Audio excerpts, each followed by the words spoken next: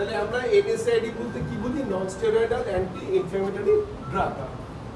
এবারে স্টেরয়েডালও হয়, অর্থাৎ ইনফ্ল্যামেটরি ড্রাগ অর্থাৎ অ্যান্টি ইনফ্ল্যামেটরি ড্রাগ দু রকমের হতে পারে, একটা নন স্টেরয়েডাল, একটা steroidal.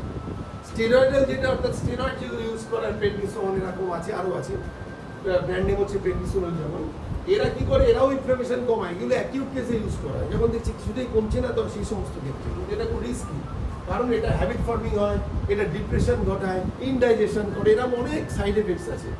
Due to so many side effects এটাকে সবসময় ইউজ করা হয় না, খুব সিলেক্টিভ পারপাসে ইউজ করা হয় স্টেরয়েডটা। ওকে, আর তাহলে নন স্টেরয়েডাল অ্যান্টি ইনফ্ল্যামেটরি ড্রাগটা ইউজ করা হয়। তাহলে প্রথমে ইনফ্লামেশন সম্বন্ধে জেনে নিলাম কি? ইনফ্লামেশন মানে redness, swelling, pain and heat. Redness মানে সেখানে ব্লাড ভেসেল যে হচ্ছে, ব্লাডটা অ্যাকুমুলেটেড হয়, তারপরে এই জায়গাটা লাল হয়ে যায়, এবং সোয়েলিং হয়, অটোমেটিক্যালি সেখানটা ফুলে যাবে, তার সঙ্গে একটা ব্যথা হয়, এবং সেখানে একটা হাত দিলে বুঝতে পারবে যে একটা হিট আছে, গরম। তাহলে এটা হচ্ছে ইনফ্লামেশনের ডেফিনেশন। এইবার কেন হয় সেটা আমরা কি করে জানছি? না, আমাদের শরীরে endothelial cell, smooth muscle cells রয়েছে, এদিকে endothelial cell, smooth muscle cells রয়েছে। এরপর বোঝাতে হবে এখানে endothelial cell, smooth muscle cell থেকে কি বেরিয়ে আসছে? সাইক্লোঅক্সিজেনেস কক্স বেরিয়ে আসছে, সাইক্লোঅক্সিজেনেস এনজাইম। সে যখন বেরিয়ে এলো, কোত্থেকে বেরোলো? বেরিয়ে এই অ্যারাকিডোনিক অ্যাসিড আমার সেলের মধ্যে থাকে, এটাকে ব্রেকডাউন করে এরা প্রোস্টাগ্ল্যান্ডিন এন্ড থ্রম্বক্সিন দুটো কেমিক্যাল মেডিয়েটার্সকে দুটো ভাগে দুটো কেমিক্যাল মেডিয়েটার্স বেরিয়ে আসে।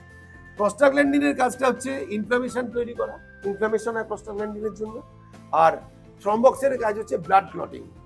তাহলে আমি এই পার্টটায় যাচ্ছি না, আমি এই পার্টে আসছি। তাহলে প্রোস্টাগ্ল্যান্ডিনটাই যদি আমি তৈরি হতে না দিই তাহলে ইনফ্লামেশন কমে যাবে।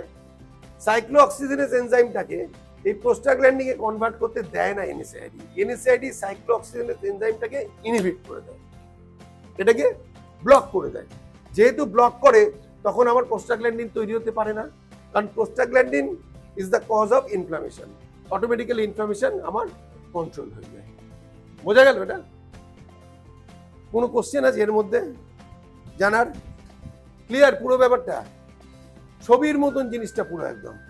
দু রকম, স্টেরয়েডাল, নন স্টেরয়েডাল। স্টেরয়েড কেন আমরা দিই না? প্রচুর সাইড এফেক্টস। নন স্টেরয়েডাল অ্যান্টি ইনফ্ল্যামেটরি ড্রাগ আমরা দিই কখন দিই? না যখন ইনফ্লামেশন হয়। ইনফ্লামেশন হলে কি হয়? Redness, swelling, pain and heat. এবং যখন ইনফ্লামেশন হয় তখন কি হয়? এন্ডোথেলিয়াল সেল এবং স্মুথ মাসল সেলস থেকে সাইক্লোঅক্সিজেনেস এনজাইমটা রিলিজড হয়, এবং রিলিজ হয় কক্স বলে আর কি। রিলিজড হয়ে সে এই অ্যারাকিডোনিক অ্যাসিডটাকে ব্রেক করে